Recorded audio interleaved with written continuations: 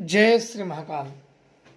जब कोई आत्माएं पीछे पड़ जाती हैं या आपको पसंद कर लेती हैं तो उनसे पीछा छुड़ा पाना बहुत कठिन होता है, या यूँ कहें कि बहुत मुश्किल होता है, क्योंकि वो आपके कुछ गुण देख के और कुछ अपने अवगुण मिला के वो आप में वो देखने लगती हैं।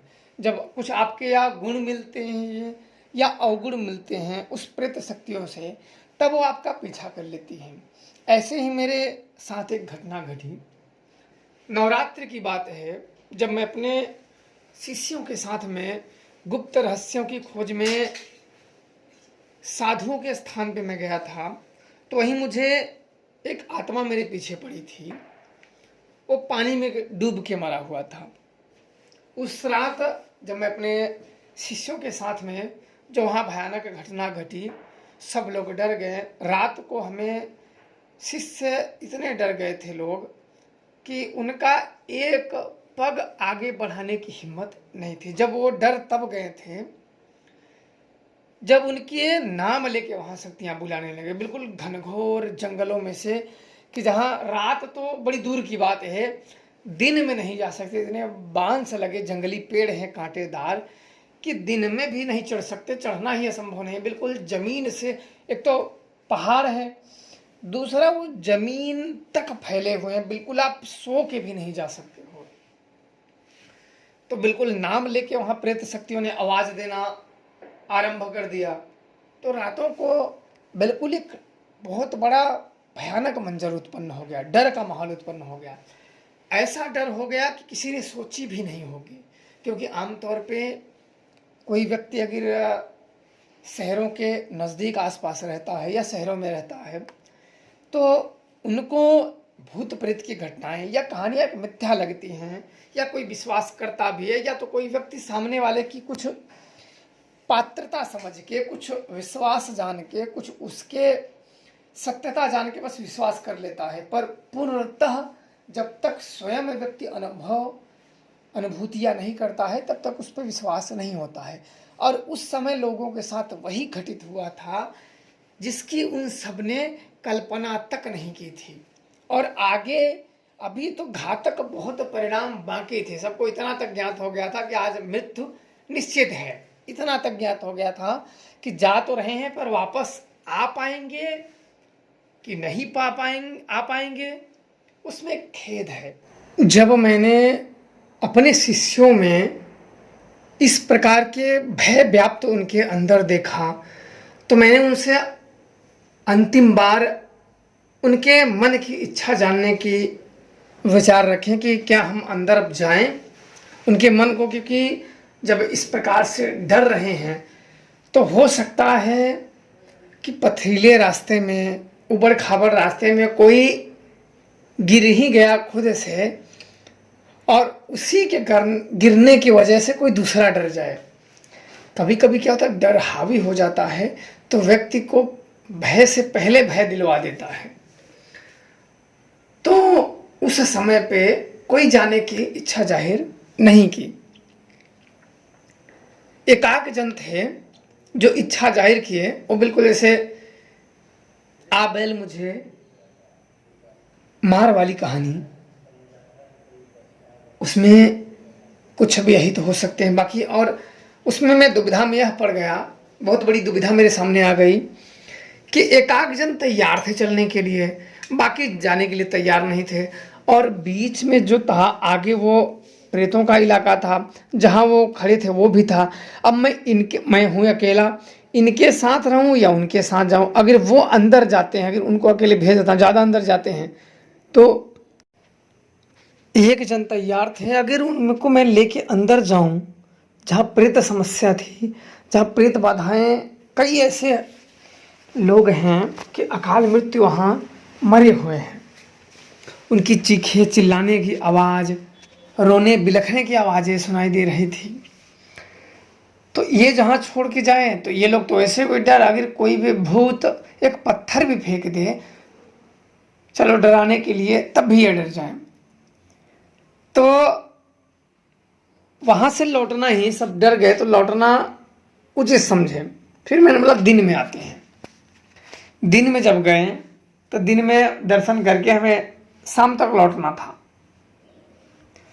जब लौटे तो जब अपने स्थान पे आ गए, अब आने के बाद मेरे साथ वहाँ से एक प्रेत आ गया।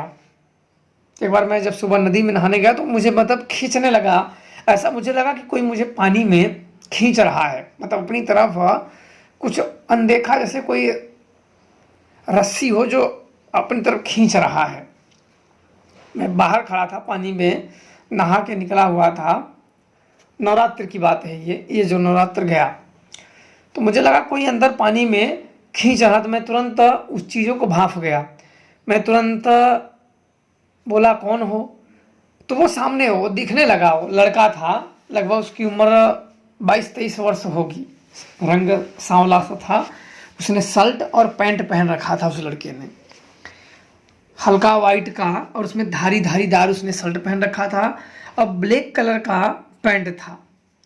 और उसके पैरों में मुझे ध्यान नहीं कि क्या पहन रखा था कि नहीं पहन रखा था, वहाँ मेरा ध्यान नहीं गया। बाकी और कुछ उसने लिया नहीं था। तो वो मेरे से मतलब मुझे ही बस दिख रहा था। दिन में आगे आगे मैं जा रहा था, पीछे से बोलता था ये आदमी ऐसे है, ये वैसे है। तो जब मुझे उसके बातों से क्या है ना कि बार बार कोई बोले, तुम कोई बात सही ना हो, भले से तुम प्रेत हो या शक्ति हो, कोई शक्ति हो, पर सही बोलोगे तभी हाँ कहेंगे, गलत पे बोल देंगे ऐसा नहीं है। मैं इसे जाते जाते तो बोलता रहता था, कुछ ना कुछ बोलता रहता। मैंने बोला अरे ऐसा नहीं है। अब पीछे उलट के मैं थोड़ा तेज बोलता था कि अरे भाई ऐसा नहीं है, वो चीज़ ऐसे नहीं है, तंत्र वाला चीज़ ऐसे नहीं, ऐसे होता है। तो अगल बगल व्यक्ति जाते हुए ना मुझे देखते थे। तो ऐसा मेरे साथ कम से कम 25 बार हुआ। मैं बोल देता था और सब मुझे ही देखने लगते थे।